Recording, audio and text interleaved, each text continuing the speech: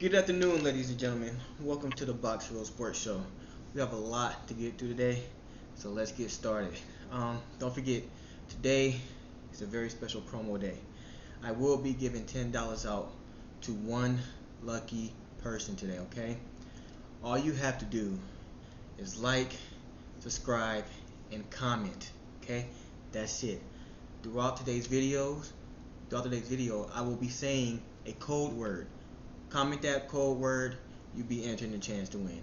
It's completely random, so best of luck. Let's get straight to the topics today.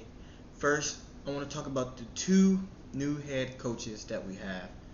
First, Sean Payton to the Denver Broncos. I feel like the Broncos probably gave up a little bit too much for Sean. He is a tremendous head coach.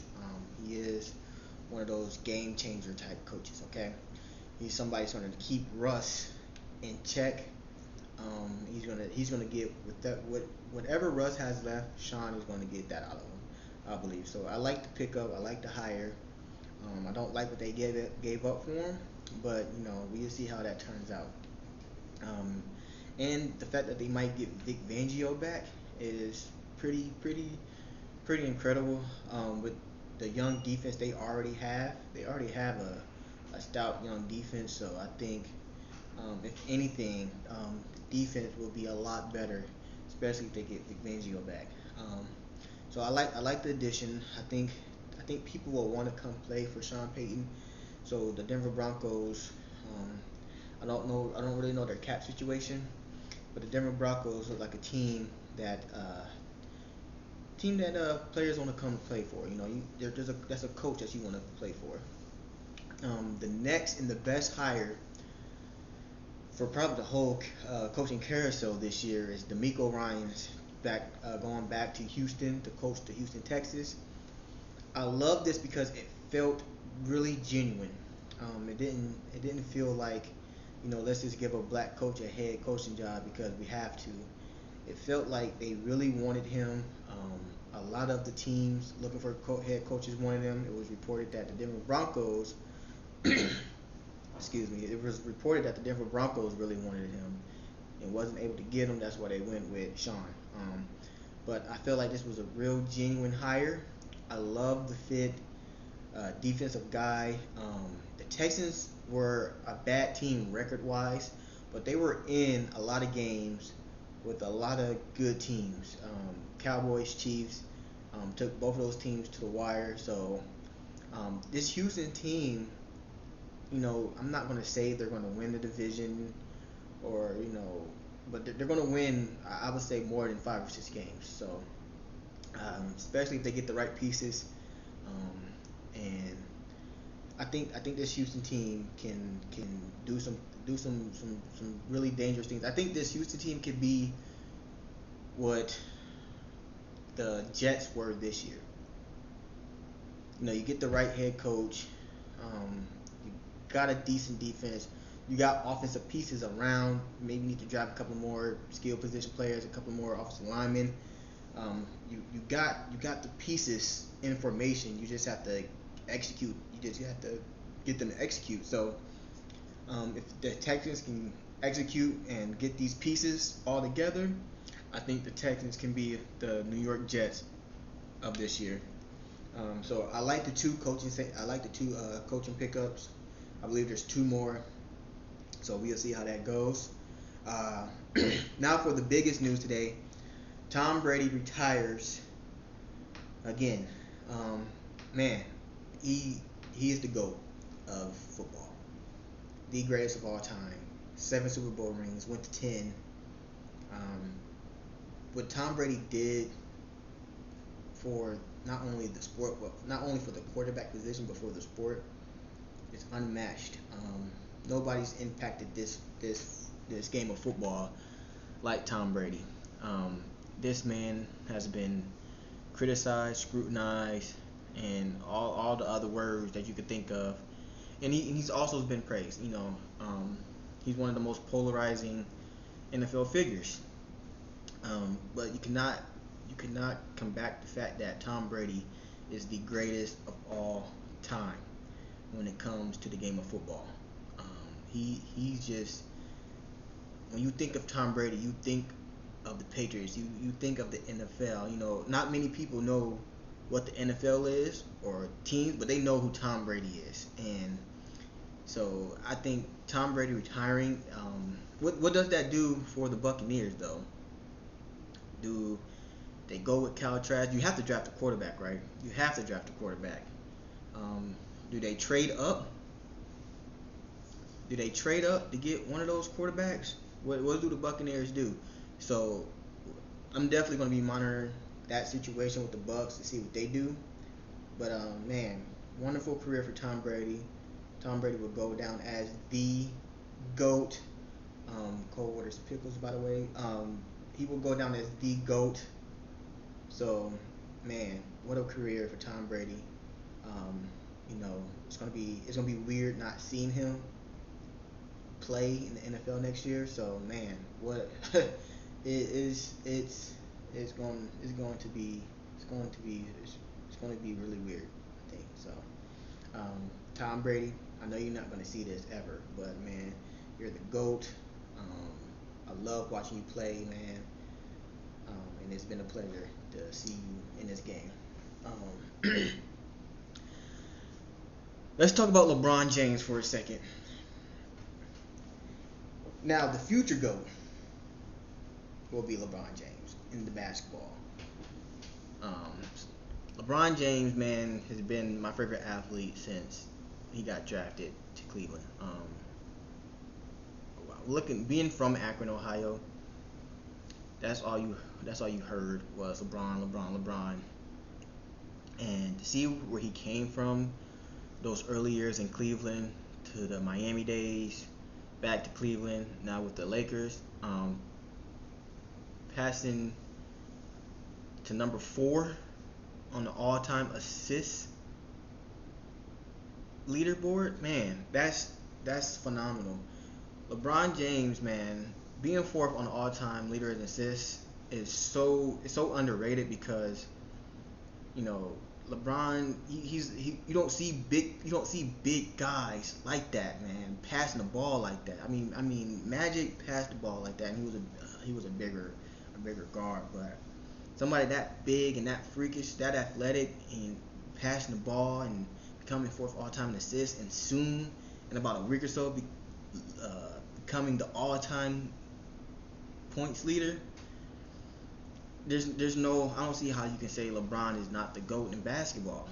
I understand the Jordan stands, and he's undefeated in the finals with 6 rings, but when you look at LeBron, when he passes Kareem, Jordan was known as a scorer.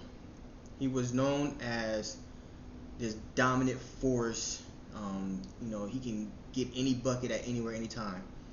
LeBron was never a scorer. He was never known as a scorer. He was never known as Mr. Get a Bucket, or and the fact that he's about to lead the whole entire history of the league in points, you gotta give him the GOAT status, man. You gotta give him the GOAT status. But man, salute to LeBron. You're not gonna see this either, but man, salute to you.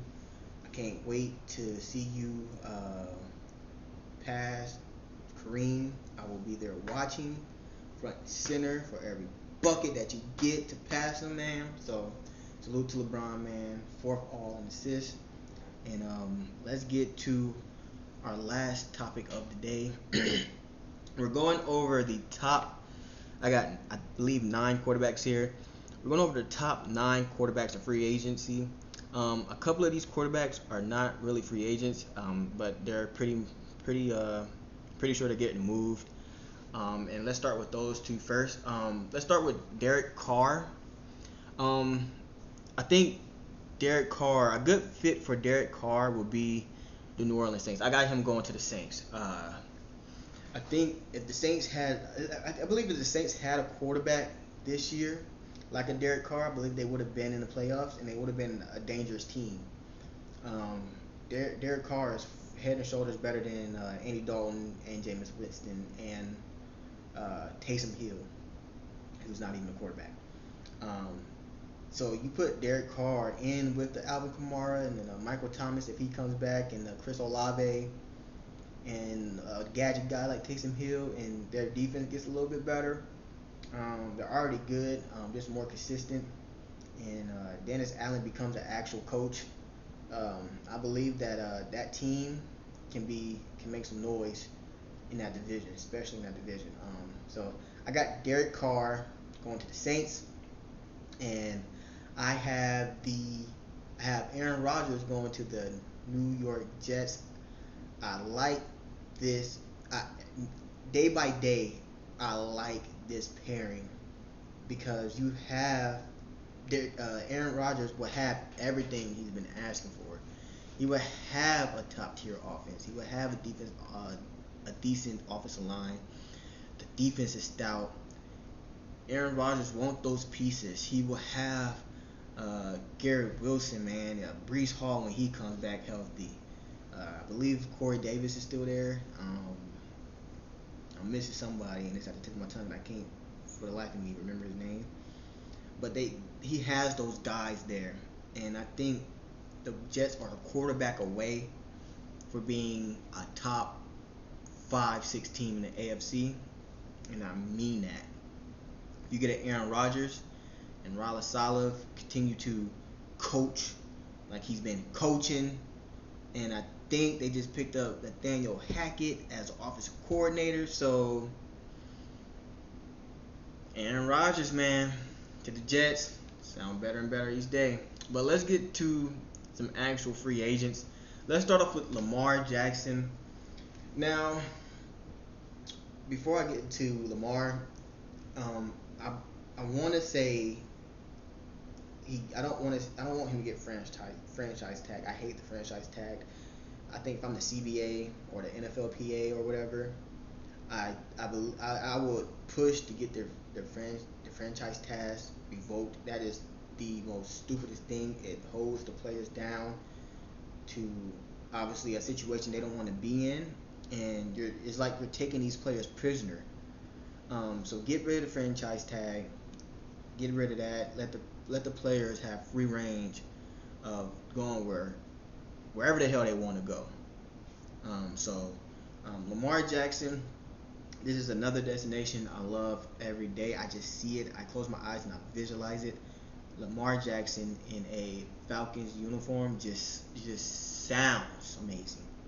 You put Lamar in with a young team like Atlanta, man, that's scary. Cordell Patterson in the backfield. Drake London had a good year. You can open up Kyle Pitts.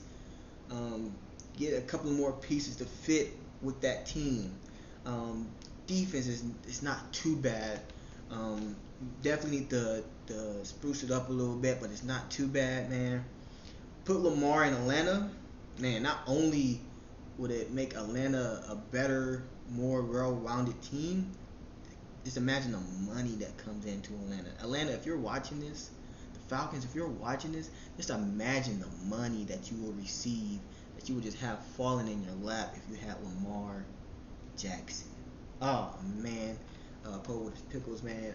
So just imagine if you had Lamar, and then that would be a insane division to be in with Lamar, Derek Carr, and whoever the other two teams have. So, man, go out and get them, Atlanta. Go out and get them. Next up, we have Baker Mayfield. This was a tough one to pick because Baker can realistically go anywhere, most likely as a backup. But there's a couple of places I believe that he can go to be a starter, and one of them, at least for a little bit, one of them is the Houston Texans, who we all believe will pick a quarterback with the second overall pick. But if you bring up Baker there, that's good for both whoever rookie you pick, and it's good for Baker for that competition aspect, because you will have the rookie can learn from Baker Mayfield, and if the rookie is not ready, you will have a made person. He's not going to take you to the playoffs or anything, but he would be better than what he would be better than what you had. I believe he's better than Davis Mills. So Baker can get you maybe 3 or 4 more wins than Davis Mills could. So I like Baker to Houston. He can be like a molding guy. It's crazy to think already that Baker Mayfield is one of those guys that you have for maybe 5 or 6 games then replace a rookie. Um, Baker being a former #1 pick, it's crazy to see that, but things happen, and then it just didn't work out for Baker. Next up, Jimmy Garoppolo. Why not go back to the Patriots if you're Jimmy G? You know the system, you know the coach, you know the area, you know the field. I believe he's better than Mac Jones. I don't like Mac Jones. I never really liked Mac Jones since he came out of Alabama. I always thought that he was surrounded by immersed talent. Um, I didn't like the pick when the Patriots picked him. I understand why they did. I'm more of a game manager type, somebody that's gonna get you. He's not gonna get you the 300-yard games, but he's not gonna turn the ball over. But I like the Jimmy G back to the Patriots. Like I said, he knows the systems, man. He knows Bill, he knows Robert, and all them boys. And I just think he's a far better quarterback than Mac Jones. So I think that's what I think. I think the Patriots is missing that confidence. I think they have confidence in Jimmy G. I don't think they have confidence in Mac Jones. So if I was the Patriots, I would go out and get Jimmy G. If I'm Jimmy G, I will go reach out to the Patriots and see what kind of deal can we make up. Um, Daniel Jones, I think, stays with the Giants. Geno Smith, I think, stays with the Seahawks. I believe those two players right there, man. I don't think they're long term answers for either team. Yeah, Geno had a great year this year, but how is that going to translate to next year? After teams have more film on him and know what he likes to do and know how he plays. Um, Daniel Jones, like I said, Daniel Jones fooled us. I mean, he had 3 good games, but it was against 2 of the worst defenses in the NFL, and he played one of them twice in the Vikings and then the Lions, the other one. So does he take that extra step? I think he kind of regresses a little bit next year. So but I still think if you're the Seahawks and the Giants, you have to re-sign those guys. You just have to, because they played so well this year. You just have to do that. Um, Joe Flacco. Joe Flacco, I believe, is a future Colt. The Colts are notorious the last couple of years for bagging these one-off old ass quarterbacks. Philip Rivers, and then Carson Wentz he plays like an old ass man, and then Matt Ryan. And I think Joe Flacco. I don't think Joe Flacco is there to start. I think he's there to mentor, and he's going to mentor one of those top three quarterbacks in the NFL draft this year. Joe Flacco is not there to play. He's there to mentor, and he's there to back up. So I like the fit. If one of the rookies happen to go down, God forbid, or they're not ready, I think Joe Flacco can win you a couple of games. And last but not least, kind of least, Sam Darnold. I like the Commanders' fit for Sam Darnold. I don't think Tyler Heineke is. I don't think Tyler. I think Sam Darnold and Tyler Heineke is probably the same player. Everybody likes Tyler Heineke. I'm not a big fan of him. He's not really consistent. Um, he doesn't show anything when I watch him. Like he doesn't move me when I watch him play. Um, People in Washington love him. I mean,